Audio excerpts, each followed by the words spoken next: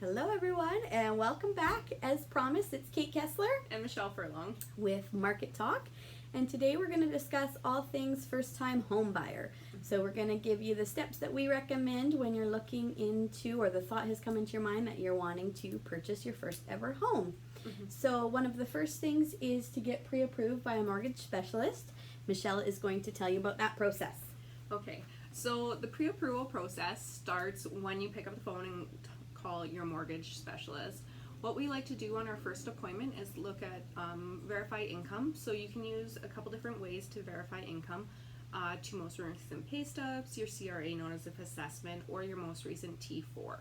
We put that in our system and we see what is affordable for you. There are other debts that we do take into account. So we take in property taxes, your heating, and if you're looking at a strata property, we also put that in to make sure that the affordability is there. That is called your gross debt servicing, so your mortgage payment, your heating, and your taxes. And then we look at your total debt servicing. So that would be all your payments monthly combined. During the pre-approval process, we don't recommend that you go out and buy a new car or get any additional debts because that will affect your pre-approval qualifications. We do have products for business for self individuals. So with our insurers, they do have some products that help with the self-employed.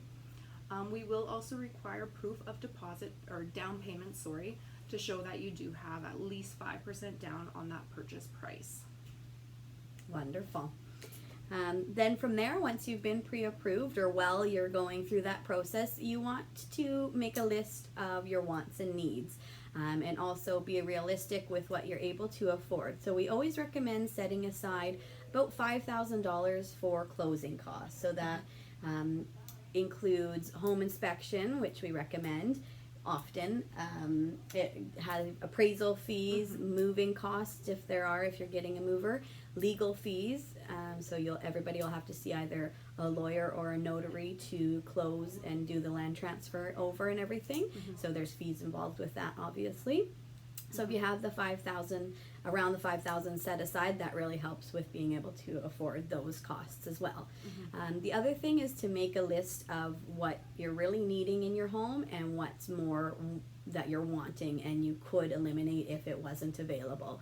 So for instance, if you've got 3 members in your family and you're looking at 1-bedroom homes, or your realtor is sending 1-bedroom homes, they've had a miscommunication. That's obviously wasting time. So we always recommend that you have that list and you know exactly what you're needing. And also to get your realtor involved as soon as possible. So as you're starting this process, people feel sometimes that they're not sure when they're wanting to buy, so they don't want to involve a realtor, but a realtor can help through the whole process. A lot of times within an office too, we get listings, or we get heads up of listings that are coming into our community before they hit the MLS or the realtor.ca. So you can, if you're working with a realtor, you can be one of the first to know that a house is coming on the market. And also to like the layout. So know your wants versus your needs, and then when you start looking at houses, sometimes that does change, sometimes it takes 4 to 5 times looking at houses to really realize what it is that you need. Maybe you didn't need as big a garage as you expected, or those types of things. When you start into the process, things can change, but we also recommend layout to enjoy the layout and the bones of the home more than the aesthetics. A lot of times people can get caught up because that's what you see first. If there's a bright color on the wall or something, old linoleum or things that you don't like when you're looking at them, as long as you like the layout, then a lot of the aesthetics can be changed fairly easily. And Michelle can tell you about a product that can help with that too. Yes, so there is a product out there that's called Purchase Plus Improvement. So what that does is we build up all those products, or all those improvements, right into your mortgage. So you have those funds set aside. You get quotes on how much the flooring's going to cost. Maybe you want to change a kitchen. We add that all into your mortgage.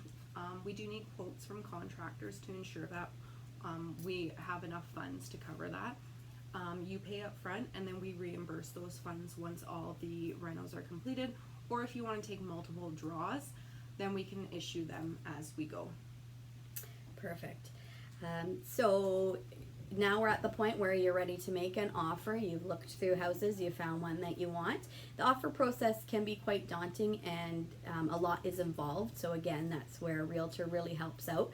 They would pull comparables of similar houses that have sold on the market. We pick dates if your timeline is quick and you're needing possession right away, compared to if you've got to sell your house first and those dates that you need sold first. The other thing is subjects. So we've got a standard about 150 subjects in our system, and in addition to that, we make custom subjects. So what subjects are things that a process you need to go through before you're ready to buy this house. So oftentimes a home inspection is in the subjects, and again, your realtor will be able to help you with what subjects you'd be needing for that home. And if you are pre-approved, make sure you always keep subject to financing, just because we might not be able to finance the home that you're looking at, so it would be beneficial to make sure that you put the subject to financing in there. Absolutely. We recommend often, even if you're paying cash for a home, which doesn't happen too often for first-time home buyers, but it's not impossible. But we also put in subject to financing. They're your subjects to remove, so you can take them out at any time, but it covers you for sure. Yeah. So then you go through the negotiation process, and you've come to terms that the seller has agreed to the offer that you've presented, and then you work through those subjects. And once you're able to remove those subjects, or if you're able to remove those subjects, then the house becomes yours, and you have your move-in dates and everything. So what we're hoping to do is make it as smooth as possible, of course, for you.